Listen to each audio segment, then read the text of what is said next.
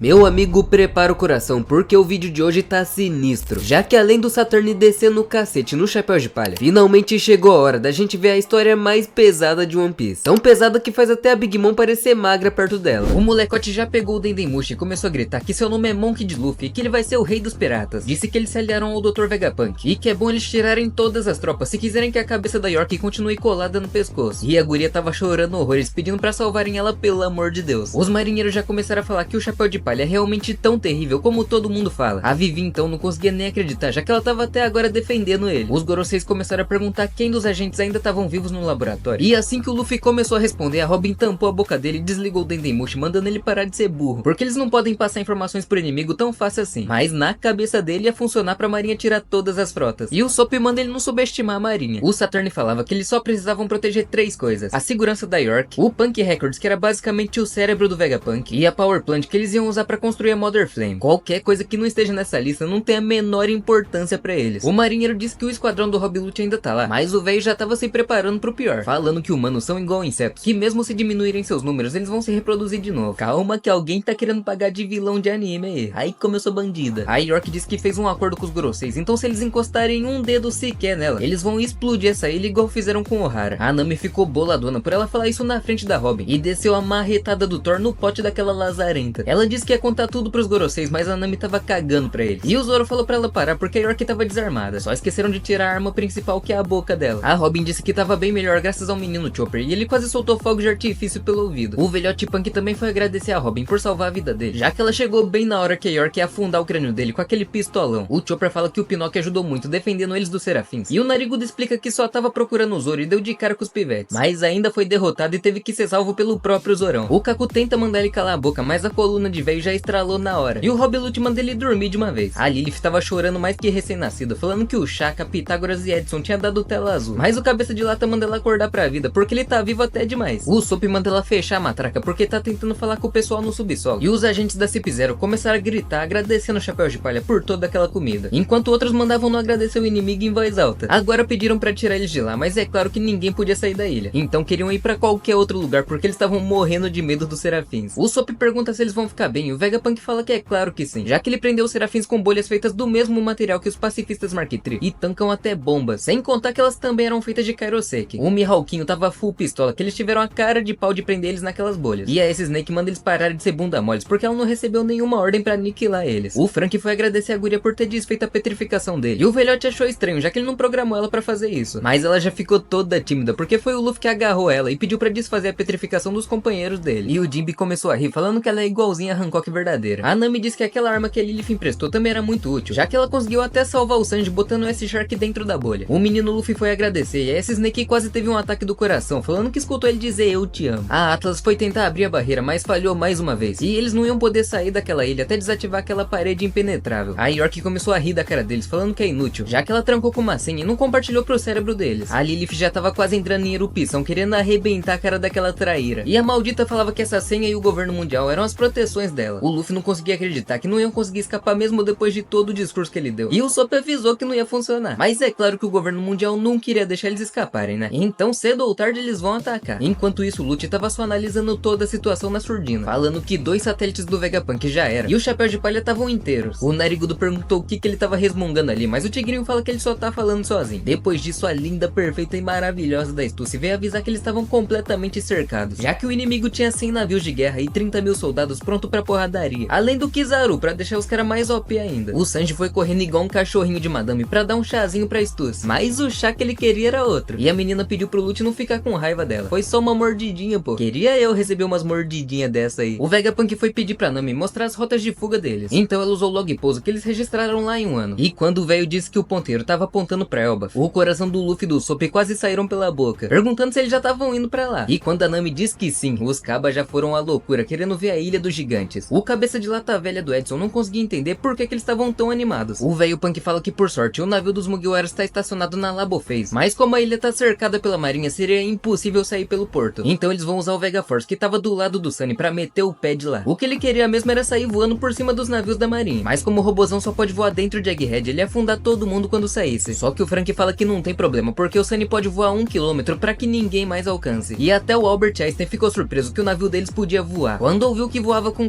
Coca-Cola, os olhos do velho até brilhavam imaginando 1 milhão de novas invenções que dava pra fazer com isso. Então era exatamente isso que eles iam fazer. Mas primeiro eles tinham que dar um jeito de desativar aquela barreira em volta da ilha. E a York continuava rindo, falando que não vai contar o código pra eles. Mas nunca se deve subestimar um Vegapunk, meu parceiro. Eles botaram a cabeça pra trabalhar e começaram a tentar hackear o sistema. O Frank, que não é bobo nem nada, já falou que ia junto com a Lilith. Ele tá querendo mostrar a bazuca aprimorada pra ela. O Luffy e a Bonnie também queriam ajudar pra ir logo pra Elba. Agora a rapaziada vai ter que fazer história. Eles já pularam lá de cima do laboratório sem paraquedas nem nada, porque o chão era feito de nuvens, né? E foram correndo pra levar o navio pra parte de trás da ilha, já que a barreira pode ser desfeita a qualquer segundo. Então eles têm que ser rápido pra sair antes dos inimigos entrarem. E a Lilith tava animadona porque vai ser a primeira vez que ela vai sair de Egghead. O Luffy já tava quase se arrependendo de não ter pegado mais comida. E a esfomeada da Bonnie concordou que eles deviam ter pego mais pizza. Mas o Luffy falou que queijo já é o suficiente, porque só com isso o Sanji já consegue fazer umas pizzas boladas. A Bonnie já tava chamando o Sanji de perfeito, porque ele é bom na cozinha e bom nas lutas. Mas pro azar do cozinheiro de boteca, ela era nova demais pra ele. Só que o cabo não quer nem saber, Del vale a soco, Del mole a vapo. O macaco de borracha perguntou o que deu nela pra ela ficar de bom humor do nada. E a Bonnie fala que tirou um peso enorme das costas, agora que não quer mais acabar com o Vegapunk. O Luffy fala que ainda bem, porque agora ela não vai mais ficar chorando igual uma bebezona a noite inteira. Lá no navio da marinha, eles receberam uma ligação do Rob Lute, passando informações de dentro da ilha. E o comandante mandou compartilhar com os outros navios. Eu queria saber como é que o maluco conseguiu fazer uma ligação do lado do Chapéu de Palha e ninguém percebeu. Lá na salinha VIP, o Salafrário do Saturno recebeu uma visitinha picante do Borsalino e perguntou se ele ouviu isso. O Kizaru disse que o Luffy do Chapéu de Palha tentou enganar eles pra parecer que estavam no controle da situação, mas pelo jeito eles que estão presos lá dentro da ilha. O velhote pergunta se o Kizaru não consegue atravessar a barreira, já que o sistema defensivo dela é feito de lasers e ele é feito de luz. Então o Borsalino fala que consegue, mas o problema é que um grande amigo dele tá defendendo a barreira. O Saturn fala que é só ignorar o Sentomaru, mas o Kizaru fala que não pode ignorar um homem determinado a lutar, e ele não vai trair seus princípios. Sem contar que se eles atacarem, o Sentomaru vai ordenar que aquelas feras marinhas e os 50 pacifistas Mark III afundem os navios, e desse jeito eles vão ter muitas baixas. Então o velhote perguntou se ele sabia onde fica a usina de energia, e o Kizaru falou que o Rob Lute é muito bom no que faz, e já mandou todas as informações que eles precisam. Depois disso, todos os soldados da marinha começaram a se preparar pra batalha. Já mandaram todos os usuários de Hirokushiki ficarem prontos para lutar. Eles queriam libertar os agentes da CP0, que não é por nada não, mas estavam comendo melhor do que na base da marinha. O cara de bolacha fala que as armas deles não vão fazer nem coscas nos pacifistas, então tinham que mirar nas bestas marinhas. O Luffy tava pulando mais que perereca naquelas nuvens que pareciam as de Skypiea, e o Frank pede pra ele não esquecer do objetivo deles. E depois de correr tanto, eles finalmente chegaram no Sunny. O Kizaru começou a encarar as bestas e o Sentomaru já percebeu que eles iam tentar alguma coisa, e começou a lembrar das coisas que o almirante ensinou pra ele quando era criança. O Borsalino já mandou um Yata no Kagami, que saiu fazendo um zigue-zague nos prédios de Egghead, e o Sentomaru já deu um sorrisão falando que o titio finalmente chegou, e deu a ordem pros pacifistas atacarem. O Kizaru veio chegando na sua forma de luz, e o Balufo já entrou na postura de sumo, gritando que a defesa dele é a melhor do mundo.